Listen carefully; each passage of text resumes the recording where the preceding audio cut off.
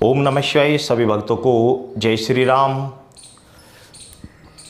माता मदनन की बच्ची कैसे दी जाती है, क्या उसका सही तरीका होता है, किस तरीके से देनी चाहिए, ये एक ऐसा विषय है जो कि सभी परिवार इसको जानना चाहते हैं। जिन परिवारों में माता मदनन पूजी जाती है वो सभी परिवार इस विषय में जानना चाहते हैं। हालांकि मैंने इस विषय में पहले भी बहुत सारी, एक नहीं बहुत सारी वीडियो बनाई हुई हैं। जो मुझे लोगों के मैं यहाँ कार्य कराने जाता हूँ, जो समस्या लेकर लोग मेरे पास आते हैं, उनके अकॉर्डिंग मैंने बहुत सारे इस विषय में बातें बताई हुई हैं। और कुछ बातें ऐसी भी बताई हुई हैं जो माता मदनन की शक्ति के द्वारा हमें खुद बाद में पता लगी, हमें पहले पता नहीं था, तो शक्ति के द्वारा हमें कुछ पता लगा।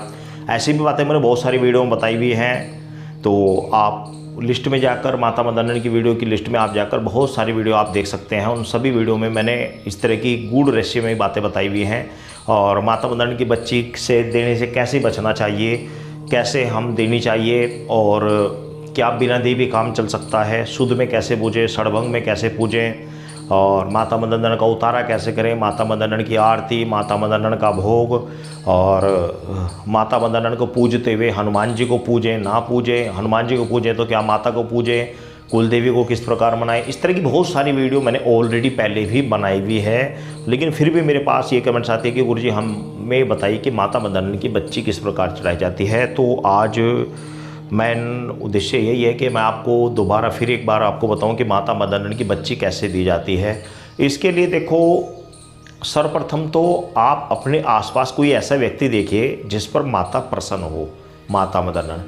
क्योंकि एक बहुत बड़ी समस्या आती है, वो समस्या ये आती है कि मान लिया आप बच्चे चढ़ाने गए और माता आपसे किसी कारण से रुष्ट है, बहुत ज़्यादा रुष्ट है, और आपने बच्ची चढ़ा दी लेकिन आपकी स्वीकार नहीं हुई। अब वो स्वीकार क्यों नहीं हुई, उसके पीछे रीजन सुनिए। मान लिया आप दुखी परेशान होकर कोई सामान दे रहे हैं, घर में लड़ाई झगड़ा हो रहा है, बीवी घर में कलेश कर रही है, कह रही है कि ये खर्चा फलाना ढिमकाना, ये आप ही मन मार के ज़बरदस्ती देने वाला काम हो रहा, तो वो कहाँ से लग जाएगी। घर में लड़ाई झगड़ा यदि हो रहा है पैसों को लेकर, तो वो बच्ची नहीं लगेगी। पहले आप अपने घर में इस चीज़ का बंदोबस्त कर लें। जब आपको माता इतना कुछ दे रही है तो आपको थोड़ा सा उनके लिए निकालने में कोई हर्ज नहीं है। ये घर की कुल देवी है, वरदान मिला हुआ है, ये पूजनीय होती हैं, और पूजेंगे तो ये बहुत कुछ घर को भर देती हैं। ये एक ऐसी शक्ति है कि घर को, अच्छे खासे कंगाल घर को मालो माल कर देती है, और जब रुष्ट होती है तो अच्छे खासे भरे भराए घर को भी उजाड़ बना देती है। ये एक ऐसी शक्ति है, और बड़ी से बड़ी शक्ति आकर इसके सामने नतमस्तक हो जाती है। बड़ी से बड़ी शक्ति आकर इसके सामने आकर जब ये रुष्ट होती है तो रुक जाती है। इसको महत्व देना पड़ता है क्योंकि इन्हें कलयुग में पूजने का वरदान है। इस विषय में बहुत सारी बातें मैंने बताई हुई हैं, क्यों पूजी जाती हैं, क्या कारण है, क्यों ये सभी शक्तियों को रोक देती हैं। जब ये रुष्ट होती है तो बड़ी बड़ी शक्तियाँ कोई भी काम नहीं आती, सबको हटा देती है पीछे। और जब ये रुष्ट होती है, बड़े बड़े भक्तों के चक्कर उस दिमाग में नहीं आता कि घर में हो क्या रहा। ये एक अकेली शक्ति ऐसी है कि घर में बड़े बड़े भक्तों को समझ नहीं आने का कि घर में हो क्या रहा। क्योंकि मैं इस तरह की बहुत सारे केस देखता हूँ, एक नहीं हज़ारों केस हम इस तरह के देखते हैं कि घर में समझ ही नहीं आता घर में हो क्या रहा है। इसको 52 रूपी कहते हैं। ये कभी किसी का रूप, कभी किसी का रूप, कभी किसी का रूप बना के आ जाएगी। आप कहोगे भगवान शंकर मेरे सोपन में आ रहे हैं, आप कहोगे हनुमान जी मेरे सामने आ रहे हैं। आपको पता ही नहीं लगने का शक्ति कौन से आ रही कौन से नहीं आ रही है। एक गुरु परंपरा से ज्ञान मिलता है, बहुत गूढ़ रहस्य की बात है। मैंने सारा जीवन इस चीज़ में गुजार दिया, धक्के खा के इन चीज़ों का ज्ञान प्राप्त हुआ। अब शक्ति सामने है तो इच्छा का हमें इन चीज़ों का पता लग पाता है कि क्या है क्या नहीं है।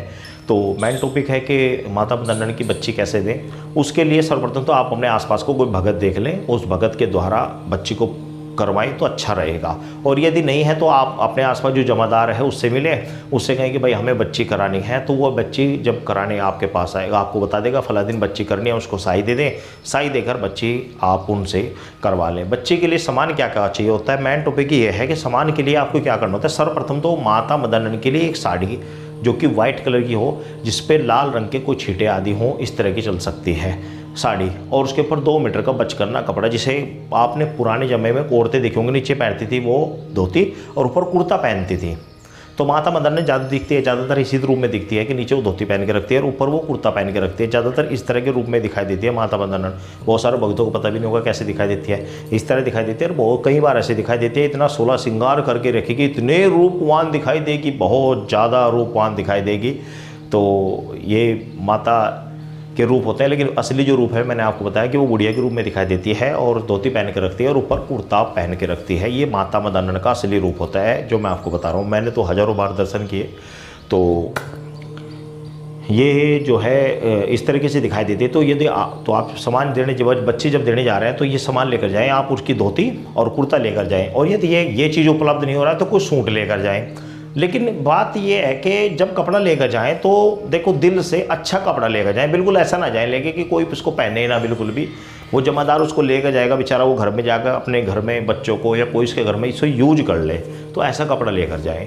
हाँ देखो 10 रुपये खर्च तो होते हैं, लेकिन उसी अकॉर्डिंग आपको बहुत कुछ प्राप्त भी होता है। अगर आपको लाखों रुपए का फ़ायदा हो रहा है, आप उसमें से 5-4 हज़ार रुपये लगा रहे हैं, तो कोई, मैं तो समझता नहीं कोई बुरी बात है या कोई दिक्कत है इस चीज़ में, कोई दिक्कत नहीं है। तो एक तो ये कार्य हो गया।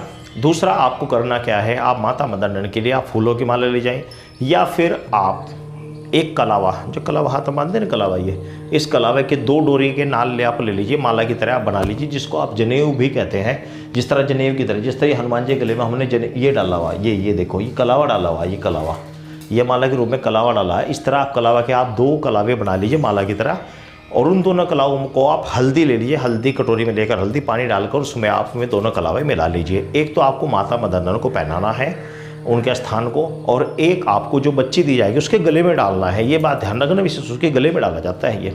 और उसके बाद में फिर आपको जाना स्थान पर आप जैसे कि आपने कपड़े चढ़ाए और ये चढ़ाए, स्नान उनको कराया, स्नान में दूध या कच्ची लस्सी या जल आपके पास जो भी उपलब्ध है उससे आपने स्नान कराया, उनको तिलक करा।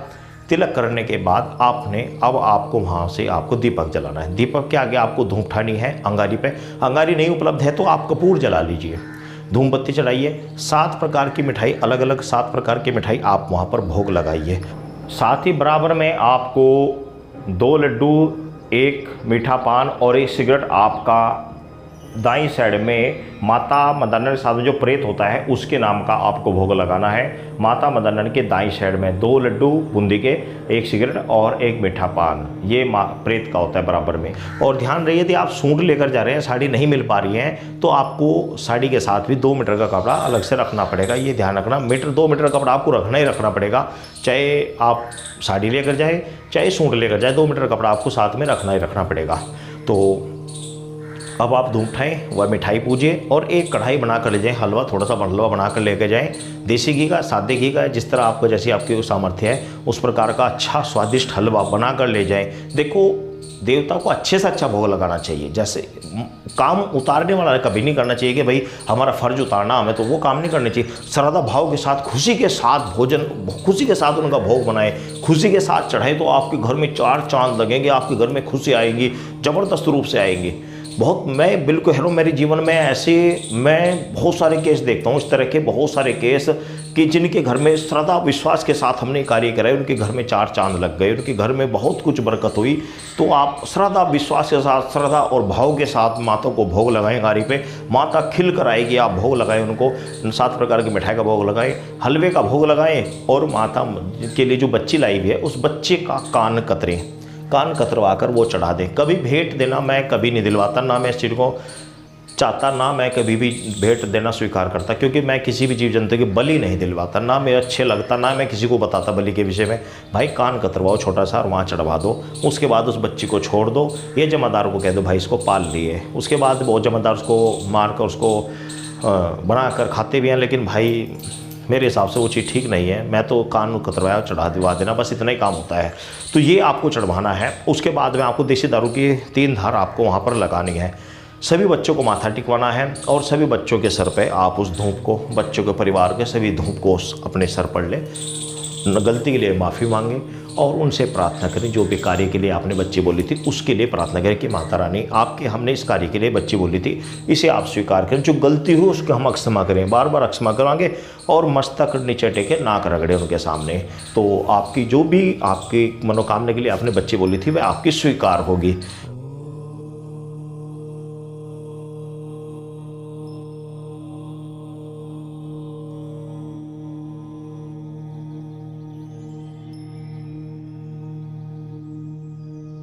अब इसमें गौर से देखने वाली बात ये है कि दूसरे कारण ये भी होते हैं बच्चे क्यों नहीं लगते। कारण ये भी होता है कि गलती से कुछ जमादार क्या करा देते हैं, बच्चे तो उन्हें उपलब्ध नहीं हो पाती तो वे क्या करते हैं, बच्चे की जगह बच्चा चढ़वा देते हैं, यानी सूर्य की जगह सुअर चढ़वा देते हैं। बच्चा सुअर का बच्चे की जगह बच्चा चढ़वा देते हैं, वो लगता नहीं है।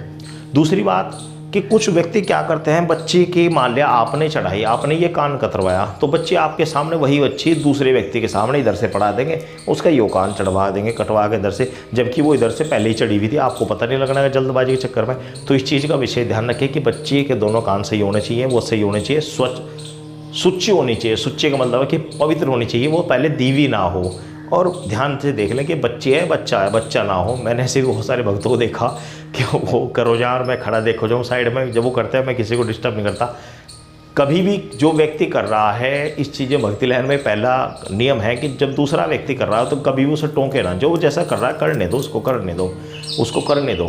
जब वो कहते हैं भाई अब आप देखो जी, तब उंगलबाजी करनी चाहिए। बीच में किसी के कार्य में उंगलबाजी नहीं करनी चाहिए, इसका में विशेष ध्यान रखना चाहिए। तो मैंने बहुत सारे भक्तों को देखा कि वो गलत करवाते हैं, लेकिन मैं उस टाइम बीच में इसलिए नहीं बोलता कि भाई उनकी आपस में क्या सेटिंग है, मेरा उसमें बोलने का कोई रोल नहीं। जब मुझे वो कहेंगे तो मैं देखूंगा, जब नहीं कह रहे तो ज़बरदस्ती किसी के बाद में नहीं बढ़ना चाहिए। तो इस प्रकार बच्ची दी जाती है, ये बच्ची देने का तरीका है जो मैंने आपको बताया इस तरीके से। अब बहुत सारे व्यक्तियों की बाद में कमेंट्स है कि गुरुजी हमारे यहाँ स्थान नहीं है, हम कहाँ पर दें। तो भाई स्थान नहीं है तो कोई बात नहीं है, आप एक काम करें, आप जमादार के घर पर जाएं, वहाँ थोड़ी सी जगह लीप लें, पहले गोबर से लीप लें और वहीं पर आप पहले कलावा चढ़ा दें, जल छिड़क दें पहले शुद्धि के लिए, फिर कलावा चढ़ा दें। कलावा के ऊपर वह सूट साड़ी जो कुछ भी वह चढ़ा दें, उसके आगे धूप दीप चढ़ाकर वहाँ पर पूजन कर लें।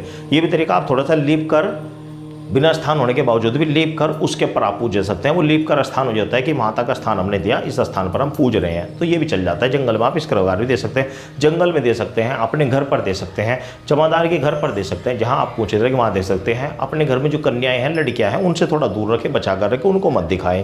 तो इस प्रकार आप सामान दे सकते हैं। और जब आप इस प्रकार सही तरीके से श्रद्धा भाव के साथ सामान देंगे तो आपके घर में 100% चांद चलने लगेगी, आपके घर में 100% बरकत होगी। सभी भक्तों को जय श्री राम।